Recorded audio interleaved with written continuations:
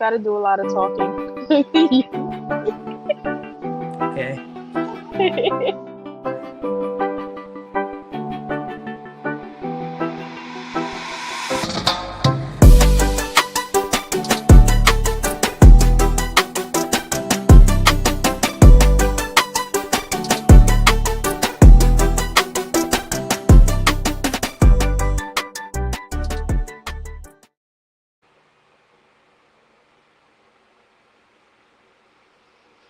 Okay, so here we are again. Chapter 9. Okay, so I have a lot underlined and highlighted, but I don't want to jump ahead of you because I know you have different things. The only reason Okay. why I'm gonna say this is only because it's the beginning of the chapter. I just wanted to point this out. On the possessor. Remember in the beginning of the book, I said I think one of them would be Baal. I Yeah, think I was, you did say yeah. that. You For did say yep. that. So, yeah. I'm like, yeah, How did you okay. I know was that? What kind of made you think that? because I don't know per se, but I always link Baal with the other lady. I forgot her name. Jezebel? No, not Jezebel. Jezebel as well. Jezebel, but there's another name for her that they called her. Oh my gosh, I can't think of it. But anyway, so Hmm. that's basically like sexual immorality. And I know like Okay. that's rampant in like a day and age like this. Yeah. And basically sex is what, is controlling everything. Everything is sexual. So Mm-hmm. that's why I kind of linked it to that. I said Baal and maybe her. I forgot her name. I know Sister Regina would have remembered it like that quick. But yeah, so her. That's why I linked it to that. But Oh we'll see wow. who the other one is. So when I read chapter 8 though, it did say that one of them is a mystery. Okay. One of them is the possessor, and they didn't mention the other one, so we'll see. But anyway, it says he was the king. So the possessor, which is Baal, right? He was the king of gods, leader of spirits, and he would become the chief enemy of the God of Israel. Um, that was in the beginning. And then I just want to read what I had highlighted in this page. And it says he was called Baal, chief god of the Canaanite pantheon. His name can be translated as Lord, Owner, and Master. The Bible speaks of both Baal and the Baalim or the Baals. He was one and at the same time many. I think that was like really good because we see different ones and we're not thinking that they're all like connected. And Mm-hmm. then for the title that says the alternate God, it says it was not long after the Israelites settled in the promised land that they began turning away from God. So that's what I had highlighted that I thought was like interesting. What do you think? Yeah, I had something similar highlighted. I also highlighted the second paragraph where they said Lord of rain, master of the waters, the clouds, and the Lord of storms. Once they kind of Hmm. said that, I kind of knew who they were talking about. Because like I said a couple things ago, I used to know, like in school we learned a lot about that, like the Greek Right. gods and stuff. So I kind Hmm. of already knew who they were talking about. But I thought I also where did I underline? Oh, omnipresent deity. I thought that was weird because I thought that only God was omnipresent, was like omnipresent, Which omniscient, where were and you? Where are you here in that? Where did you see the that? under the master, it's the last sentence. Okay, it It says he says, was called da da da whatever. Among the other. Even families had their own personal balls, clay figurine idols of the omnipresent deity. Hmm.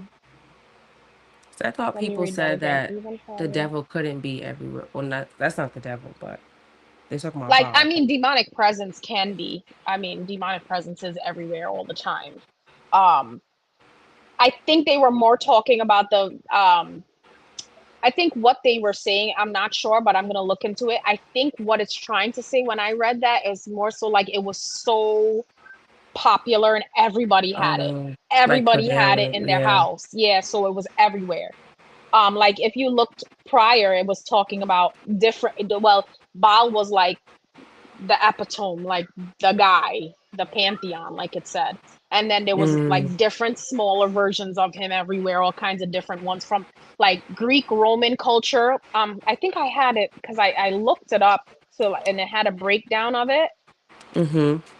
It was like Greek Romans, like everybody had their different version of him. Yeah. You know what I mean? So that's basically what they were talking about. That's what I believe. I'm gonna look Okay. into it, but that's what I got from it when I read that. Yeah. But yeah, Okay. I see what you mean. It's like giving emphasis to the fact that, like you said, he was so it was prevalent everywhere. everywhere. Yeah. Right, right, That's crazy. right. Because they said, remember, their whole thing was to show you how much of a like a, a god he was, or Yeah. is, or whatever. Like how he was the guy, the top guy that everybody fell under. So I think that's what it was. So and it says the alternate God when he said it was not long after the Israelites settled in the promised land that they began turning away from God. I think there's a verse after that says, then the Mm, children of Israel did evil in the sight of the Lord and served the Baals. It's crazy because this book basically opened up the Bible to me like a history book, because you yeah. hear all these things, but you're actually seeing it in history that Yeah. actually happened. Right. And it says, and they forsook the Lord of God of their fathers, and had brought them out of the land of Egypt. And they followed other gods from among the gods of the people who were all around them, and they bowed down to them. Mm-hmm. Next, it says, this I had highlighted, and I wanted to ask you if you get the same thing that I got from it. It says, Baal promised the Israelites fertility, fruitfulness, increase, gain, and prosperity.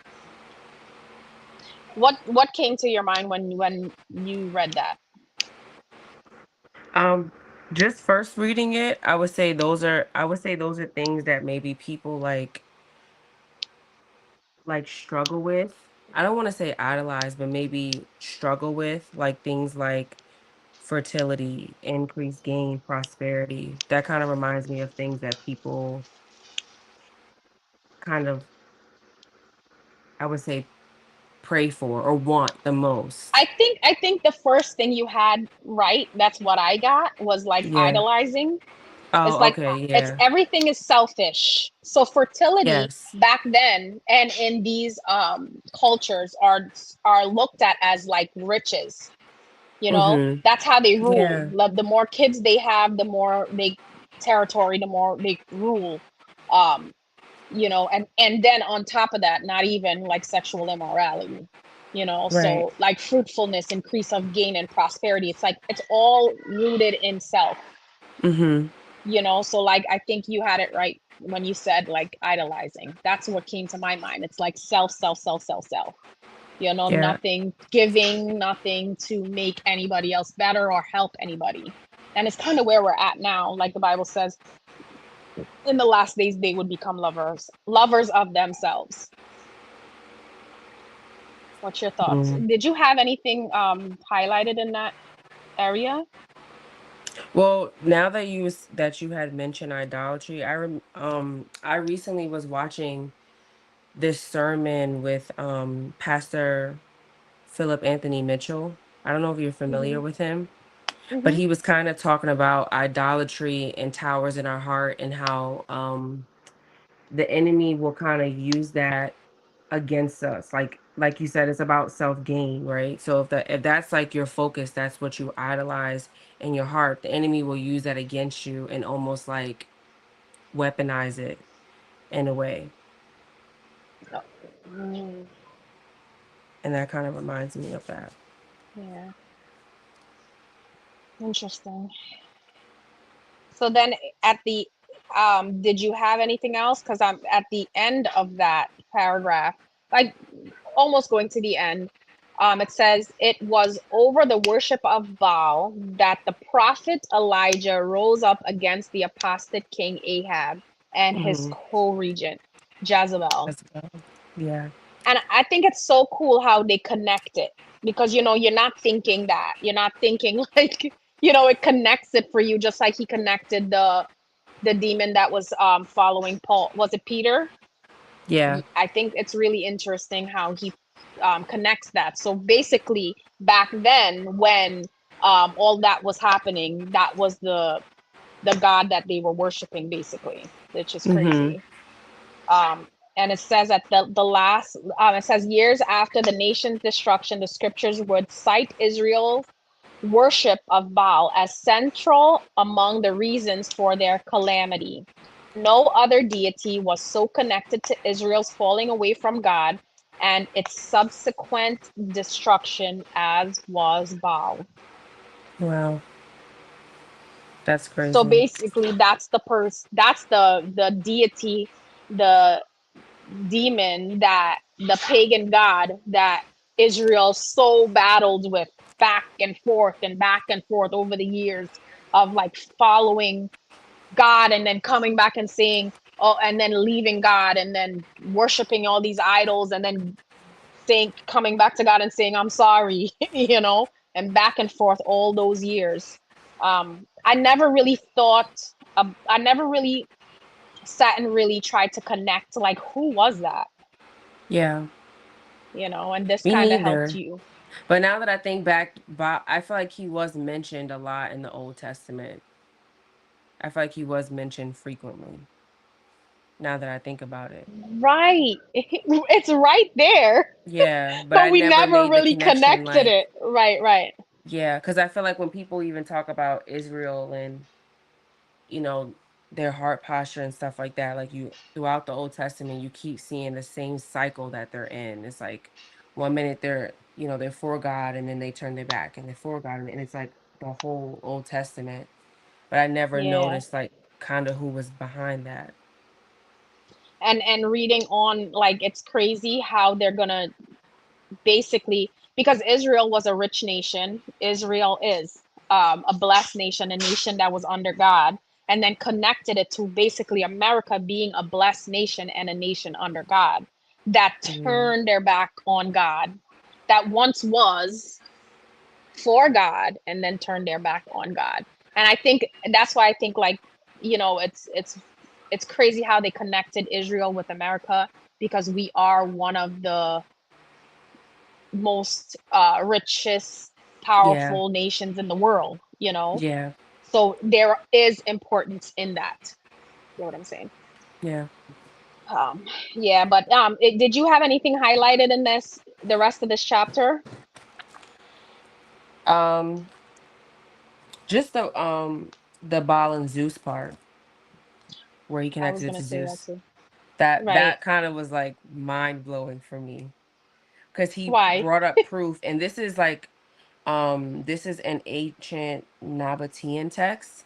So I thought that was really interesting because I went to go look it up because because the Bible is truth, but he's using outside sources Resources. to prove Right. that it's true, which adds to the Hmm. truth because it's not only believers who seeing it. This is Right. people, Like historians who are historical, saying, other historical texts. Yeah. yeah. So I thought that was really interesting Which how he one? made You the you mean connection. that they regarded as God, the Lord of Heaven, calling him Yes. Belshazzar?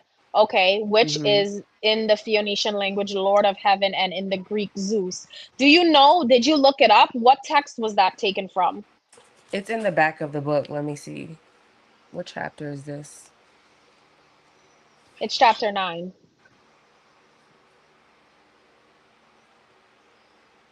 Yeah. It's oh gosh.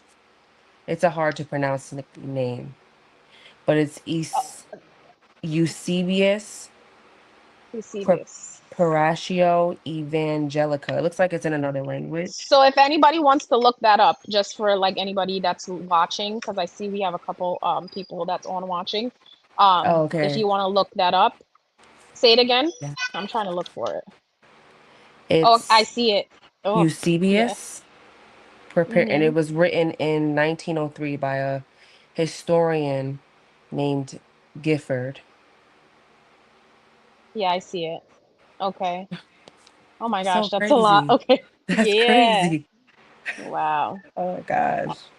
And I was looking, it says Cy Syriac. Am I saying that right? I think they're talking about like Syria writers, Syriac Yeah, writers, probably. referred to Belshazzar as Zeus Apollos. So they're basically separating. Remember, I was telling you that it's basically the same God, just different areas.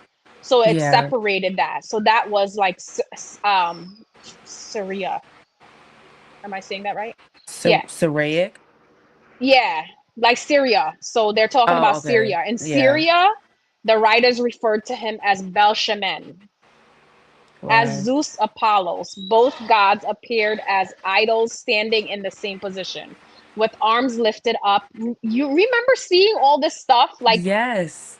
like even in when you go to like social studies class and you see the like the little clay figurines and all this stuff like that Yeah. in the superheroes movies, like all this stuff. Yeah. It says with arms ready to hurl and thunderbolt to the earth. Zeus was presented as Zeus Belus and Jupiter as Jupiter Belus, which could be translated respectfully as Zeus Baal and Jupiter Baal. I think one of them was, I think it Wrong. says it. It says, and so when the gods were cast out of the Greco-Roman world, Baal Shaman Yeah. or Jupiter Belus was one of the exiled deities. Yeah. So one So of them like, was Greek and mm-hmm. Roman and girl, I can't say it all of a sudden. Syrian. Syria. Yes, yes. It yeah, like so um Zeus and Jupiter are the same. They're like the same person in Greek mythology, Hmm. but Jupiter is like his almost like his alter ego in a sense. It's like his Roman Mm, side. So it's the same god, but it's like the I Roman didn't side know of it. that. Yeah. But they have So it's like all of I the know it's gods have literal, but I'm just like, yeah, also it's literal. alternative like Oh, changing really? faces basically. Same person but changing Hmm. faces. Yeah. And Wow. I wonder if like Greek mythology, like if you go back far, and I wonder what it's like rooted in because like where does it come from? I mean, if you trace it back, it was basically, if you trace it way, way, way, way back, it was basically the Israelites and their and the paganism, like the Mm, devil. It was rooted basically in demonic entities and imagination of people that just created gods. Well, and I don't want to say created gods because there's demonic presence behind it. So just like you see, and this is my opinion. Maybe I should do some digging on it, but it's like, you know how you see these movies out now and you're just like, how did you even get that? Like, where did you even fathom to do mm-hmm. something like that? Or like over the years, you're just like, where did you? The devil had to put that in your mind, like Yeah. had to like give you that because there's no way. And I feel like that's how it happened. Just like the devil went to Eve in the garden, it's the same thing. So he just Yeah. kept working the same way and Yeah. created himself to be a god, a deity, created things for them to worship, to idolize and put before God, basically. And that's Wow. my opinion. I have no proof, but I feel like, I mean, I studied into it a little bit and I know these things came prior to Christ, and they were worshiping these things and stuff like that. But the only thing is I don't know how far back it started. that I Yeah. that I would have to like look into. But anyway, so at the end it says, at the end of this chapter it says, so if Baal was the god of the turning away, the god of the falling, the apostasy god, what would happen if he returned to the modern world? What would happen if he came back to possess the nation and civilization? What would happen if Baal came to America? And the crazy thing is, like, why would he come to America? I thought about it, like, why do we centralize everything on America? And I'm just gonna be Yeah. honest, everybody wants to be like Americans. Yeah. Everybody want to It's like come one over of the here. world powers. Yeah. Right, exactly. And if they can affect, if they he could infiltrate here, then he gets his way into the world in every other place. And that's so Yeah. true. When I even look at my where I came from, the island I came from, it changed so Mm-hmm. much. You know, all Yeah. I would say the pureness of it, and you would think that it they had a little bit more, like, I don't want to say morals per se, but like, weren't into the things like, America is into. And it's not true, because they so want to be like America that now they're Mm-hmm. accepting the same things, the same gods. I Yeah. seen this year, like last week, they had uh ABCDEFG parade, and I was like, what? In What? my country, yeah, the island that I came from, I was shocked. I said, I would never think that they would actually do that, like have a whole parade and have like a Yeah. full, like, parade of people, like, how do you say it, like supporting that, you know what I mean? Yeah. Because you would think, okay, those people are, nah, they would be the last people because of how we were raised and how I just know our culture to be. But because it's okay here, and because it's, oh, fight for your rights and all this stuff, now it's just like the Yeah. whole entire world, even Africa, I seen like crazy. I'm like, what? Anyway, so we're going on chapter 10. What did you think about chapter 10? Let me see. What did I write for this? Overall, I wrote a Mm-hmm. lot of notes though. Oh, I did like this chapter because I like how he mentioned the small steps, how it started small, and he kind of like explained the build up. Mm-hmm. I thought this chapter was really interesting. Can you break down the build up for me? Because that's kind of like, it's a lot, but if you could break it down, we can make it like very short. Yeah, so he talks about a nation. So in the chapter where it says, or section where it says Baal comes to America, Mm-hmm. it says he started it with saying, what would be the sign of his coming? Baal was the god of apostasy. And a little bit further down, he kind of starts to explain the turning away from a nation from God into the God often begins with the smallest steps Mm, and almost imperceptible shifting. And that to me is like, you know how people say, but oh, it's not that serious. It's just one thing. It's just one thing. But then that one thing just almost grows to a point where now America is almost unrecognizable, mm-hmm. you know? Yeah. So that's They kind do of it what I small thought so of with you don't that. notice it, because if you noticed it, you wouldn't allow it, or Yeah. people would be against it. So it's like Yeah. grooming, like how they groom kids, Mm-hmm. and even groom adults, you inch it in there little by little, and they don't even notice that they're already doing it. Right. Yeah. Exactly. It's even like peer pressure in high school. Like, oh, it's just one little thing. It's just one little thing. Mm, Just do that one little thing. And then next thing you know, you made the biggest mistake of your mm-hmm. life. Mm-hmm. Um, but he explains that small step and he starts with schools. I'm trying to find the sentence. Um, let me see. Is it on the front? You said what? You cut out.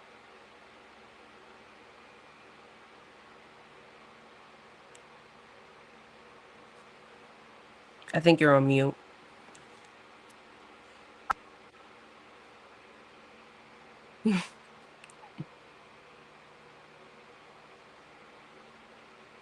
I can't hear you.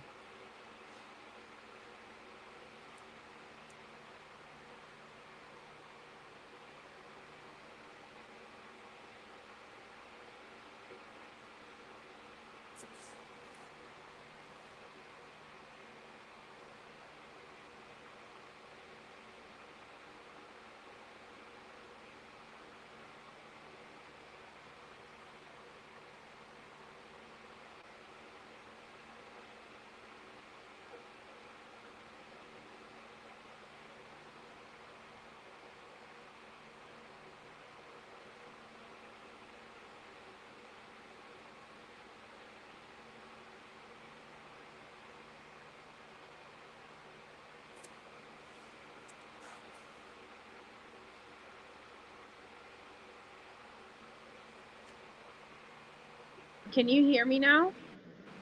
Yes. It keeps rebooting me, and kicking me out, and I don't know what it's doing. Oh, okay. Sorry. Um. Oh, hey, we have somebody talking. Hi. I see somebody. I don't know their name though. I don't know how to pronounce their name, but hi. I see you. Hmm. So yeah. So I think you're talking about children of Baal. That's what you're talking about. No, no. Where he was talking about the smallest steps of a turning away nation. I found the sentence on the next page. He was talking about we're not only allowed to pray in public schools, but actually led in prayer by their teachers. Where are we? Where did that On page 43 at the top. for oh, 43. Okay. Hmm. Yeah. So I feel like that was one of those small steps where they started kind of pulling God out of the The school schools. system. Because I know when Yeah. I was younger, I think we spoke about this last session, but or maybe 2 sessions ago. But I Mhm. remember when I was younger, we did pray in school. When we first got into school, that was the first thing we did. Everyone would stand up and they would pray over the loudspeaker. Mhm. And America did used to be referred to as a Christian country. It was. And It was founded on. Yeah. There yeah. was a documentary many years ago that talked about it, how it was founded on Christianity. I have to try to find it, but it was pretty interesting because then they showed how like they slowly like took it away from it, took it away from Mm, like the schools and everything like that. yeah. Um, but it Even says like if we look at no, go ahead. Even like what? sorry. I even put here, I put school, prayer, radio, and movies. Mhm. Because I know even my dad would tell me like there was a time on the radio where they wouldn't even play certain songs. Like if it had too many Mhm. curses No or it, way. it had it gave a certain message. He said, I used to remember that. They wouldn't even play you on the radio. Oh wow. But now it's like even music, like you can say pretty much anything and they'll play you on the Yeah. radio. I They'll mean, put it in movies. craziness I've heard. I think Yeah. that he actually mentioned that in here. I'm gonna read it.